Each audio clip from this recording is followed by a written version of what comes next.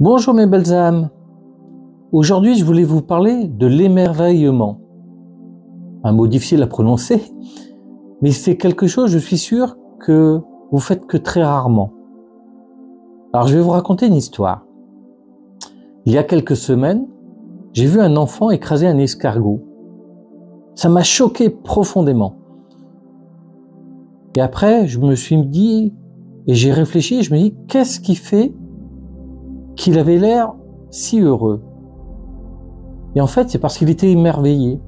Parce que les enfants sont émerveillés partout. Ils venaient de découvrir que la coquille craquait, qu'il y avait un côté peut-être gluant, mais ils s'émerveillaient de découvrir quelque chose qu'ils n'avaient jamais découvert ou jamais vu. Et c'est là que je me suis dit, tiens, étonnamment, on oublie que quand on était enfant, on s'émerveillait de tout. Et tout était plus facile.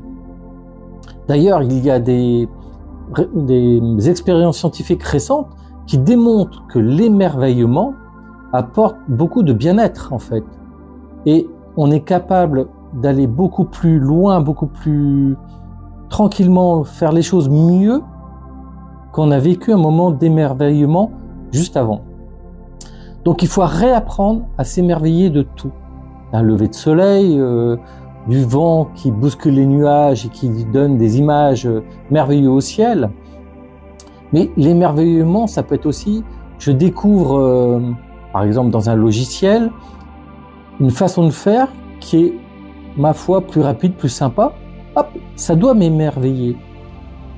Quelqu'un qui me sourit, qui m'aide, hop, ça doit m'émerveiller.